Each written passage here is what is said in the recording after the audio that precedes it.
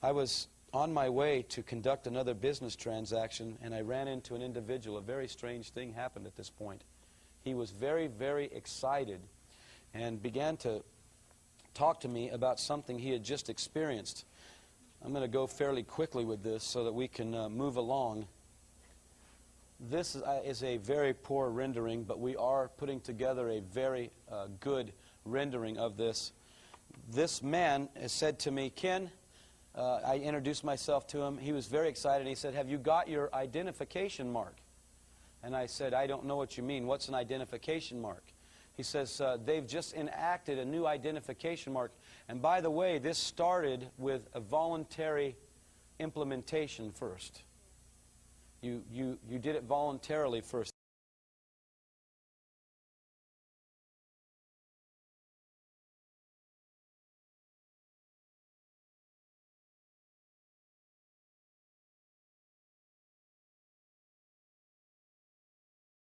This man told me you ought to get yours done real soon to avoid the hassle, because soon everyone, they say, will have to have this to conduct business. Now, what I want to show you is, this is a poor drawing because we weren't artists, and I am a stick guy drawer, so please bear with me tonight. I will explain what the one I saw looked like. On the web of the right hand, this individual had what looked to be like the sunburst of Mexico. Anybody ever see the sunburst of Mexico? You know, it looks like a sun with a face on it. That's what this kind of appeared like, except these rays right here, they didn't look like that at all. If you could picture in your mind the sunburst, and then all of a sudden, like a hologram, beams were coming out of it as rays.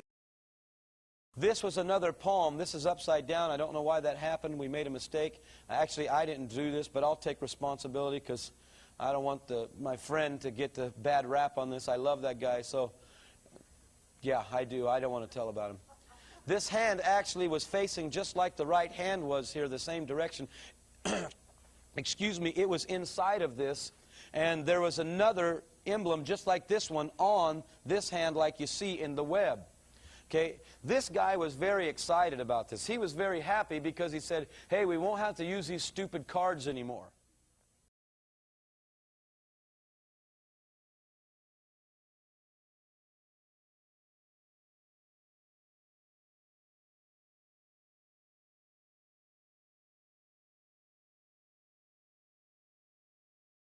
Like, one of them is the mechanical mismatch between humans and electronics, right? So electronics are boxy and rigid, humans are curvy and soft. That's a mechanical mismatch problem. Well, a researcher at the University of Illinois, his name is Dr. Rogers, what he did is he founded a company and they started making electronic tattoos. So I'm wearing one here on my arm. Do we have a camera to get a... This is a developmental system made by MC10, and it has an antenna and some sensors embedded in it. And what we plan to do is work with them to advance a tattoo that could be used for authentication.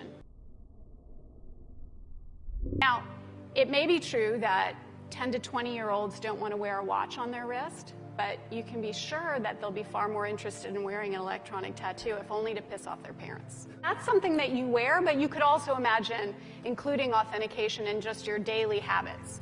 So I take a vitamin every morning. What if I could take vitamin authentication? What?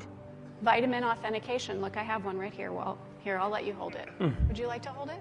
I'll hold it. Okay. So this... You guys see it? This pill has a small chip inside of it with a switch, and they power it up, and the switch goes on and off. And it creates an 18-bit ECG-like signal in your body, and essentially your entire body becomes your authentication token. Yes, this is true. Okay? Okay, but... Okay, so wait. So it's really true. So what this means is that becomes my first superpower. I really want this superpower. It means that my arms are like wires, my hands are like alligator clips. When I touch my phone, my computer, my door, my car, I'm authenticated in. First superpower. Like, I want that. It means that my arms are like wires, my hands are like alligator clips. When I touch my phone, my computer, my door, my car, I'm authenticated in. First superpower. Like, I want that.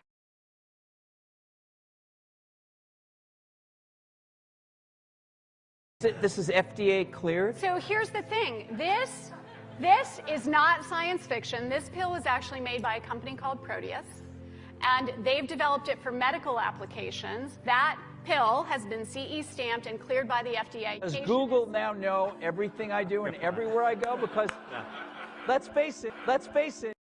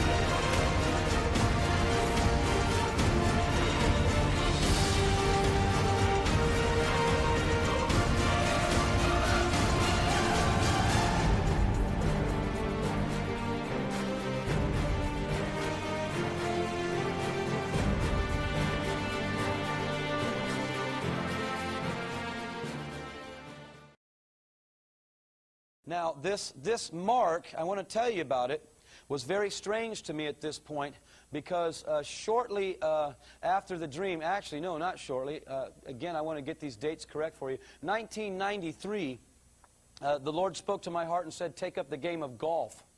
And I said, that probably wouldn't be a good idea, Lord, because you remember my temper in high school with golf, and I would probably lose my testimony on the golf course. Are you sure you want me to play golf? He says, yes, I want to have you get relaxation and teach you about character. You need some. I said, okay, Lord, I'll do that. And so I began to take up golf, and like most other golfers, you either love it or hate it. I totally loved it. I dressed the part. I had the clubs, but I couldn't play.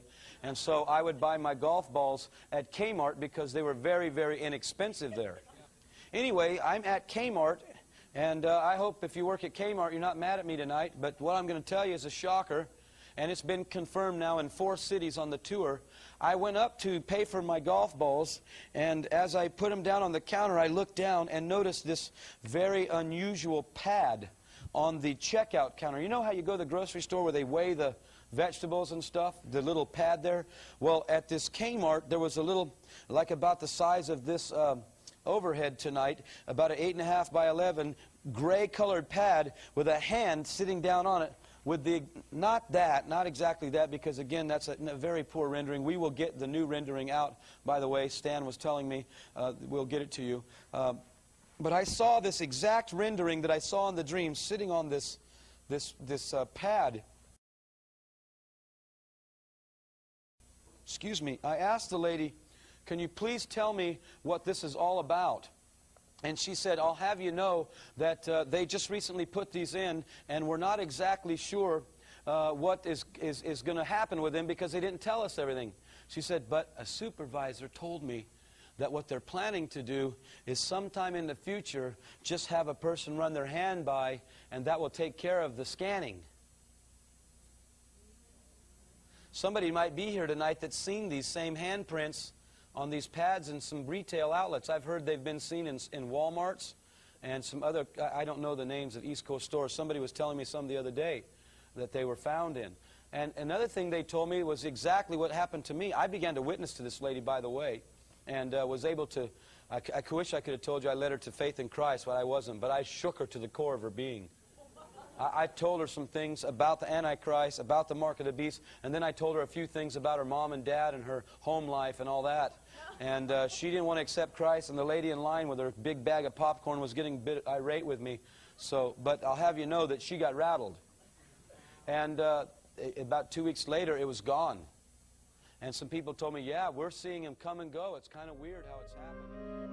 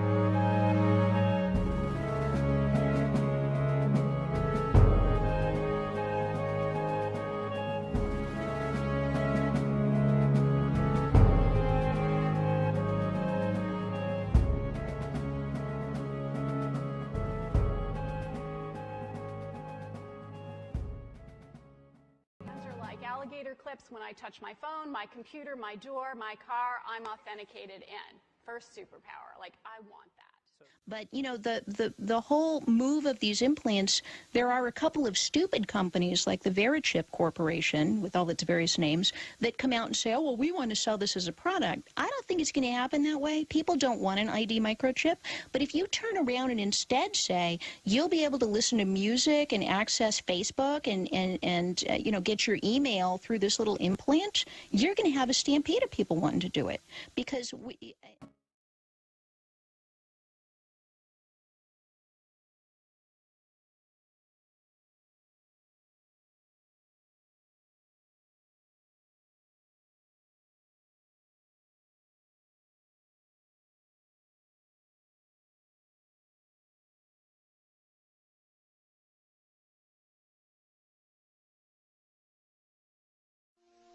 Para asegurarse de que el Señor había muerto, un soldado le clavó una lanza por el costado y salió sangre y agua. Y el centurión que estaba frente a él, viendo que después de clamar había expirado así, dijo: verdaderamente, este hombre era Hijo de Dios. Después que expiró, bajaron el cuerpo de la cruz, lo envolvieron en una sábana y lo pusieron en un sepulcro prestado. En Jerusalén reinaba una gran incertidumbre. El Señor Jesús había muerto, Judas se había ahorcado, y los discípulos estaban ocultos porque temían perder la vida. Parecía no haber esperanza alguna. Los discípulos, dominados por la incredulidad, olvidaron que Jesús había dicho que resucitaría. Entonces, sucedió el evento más grandioso de todos los tiempos. 3 días después que Jesús fue sepultado, la gloria de Dios se manifestó y aquel que había sido crucificado resucitó de entre los muertos, ofreciéndole al mundo la esperanza de la vida eterna. El Señor Jesucristo, obteniendo una gran victoria sobre el pecado, la muerte y el infierno, proclamó: yo soy el Alfa y el Omega, principio y fin, el que es y el que era y ha de venir, el Todopoderoso, y el que vivo y estuve muerto. Mas he aquí que vivo por los siglos de los siglos. Amén. Aunque Satanás es un enemigo derrotado, Dios le ha dado permiso para gobernar sobre el sistema de este mundo, el cual está totalmente corrompido. El propósito de Satanás es cegar los corazones y las mentes de las personas para que no acepten el Evangelio. Millones de personas están engañadas. La religión es uno de los medios que usa Satanás para destruir tu alma. Pero Jesucristo vino para salvarte. Satanás ha hecho que multitudes sigan las enseñanzas de Buda, pero Buda está muerto. No tiene ningún poder para salvar porque él fue tan solo un ser humano. Las religiones paganas de la antigüedad adoraban a Astoret, conocida como la Reina del Cielo. En la actualidad, sin saberlo, millones de católicos romanos adoran a esta misma diosa pagana como la Virgen María. En su santa palabra, Dios mismo ordena: maldito el hombre que hiciera escultura o imagen de fundición. No te inclinarás a ellas, ni las honrarás. Eso es abominación ante los ojos de Dios. Otra obra maestra de Satanás es el islamismo. La historia prueba que Alá era simplemente un antiguo dios de la luna en el Medio Oriente. Mahoma fue condenado al infierno cuando rechazó a Jesucristo como su Señor y Salvador. El diablo le ha provisto a la humanidad millones de dioses falsos para que los adoren. En su malvada imaginación, el hombre ha adorado todo, desde insectos, roca, ríos, ídolos hechos con las manos, y aún a Satanás mismo. Para ser un discípulo de Jesús, tienes que rechazar todos tus dioses falsos y seguirlos solo a Él. El lago de fuego es el destino final para todos los que han rechazado al Señor Jesucristo como su Salvador personal. Para ellos es demasiado tarde. Pero, ¿qué decidirás tú? La palabra de Dios dice: y vi un gran trono blanco, y al que estaba sentado en él, de delante del cual huyeron la tierra y el cielo, y ningún lugar se encontró para ellos. Y el mar entregó los muertos que había en él. Y la muerte y el Hades entregaron los muertos que había en ellos. Y vi a los muertos, grandes y pequeños, de pie ante Dios. Y los libros fueron abiertos. Y otro libro fue abierto, el cual es el libro de la vida. Y fueron juzgados los muertos por las cosas que estaban escritas en los libros, según sus obras. De toda palabra ociosa que hablen los hombres, de ella darán cuenta en el día del juicio. Cuando haya terminado, Dios pedirá a un ángel que abra el libro de la vida para ver si el nombre de la persona se encuentra allí. El ángel mirará y dirá: Señor, ese nombre no está aquí.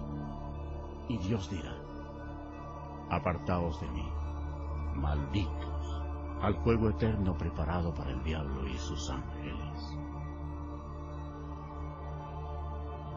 E irán estos al castigo eterno, y los justos a la vida eterna. Esta es la historia más grandiosa que se haya relatado jamás. Jesús es la luz del mundo. Si tú no tienes a Jesús, no conoces el camino al cielo. Él mismo dijo: yo soy el camino, y la verdad, y la vida. Nadie viene al Padre, sino por mí.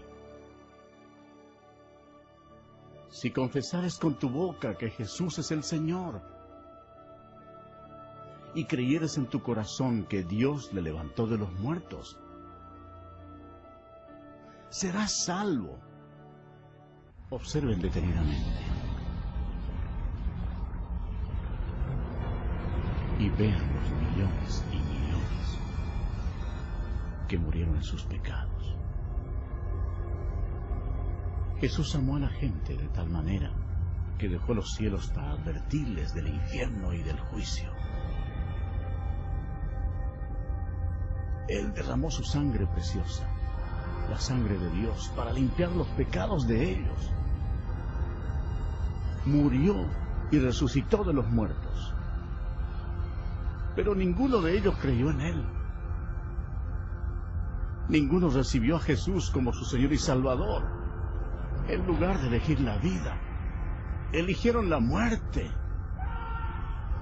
Por tanto, Jesús, como Dios Todopoderoso y Juez último, tenía que enviarlos allí, a su segunda muerte, en el nombre de Dios, antes que sea demasiado tarde, antes de morir.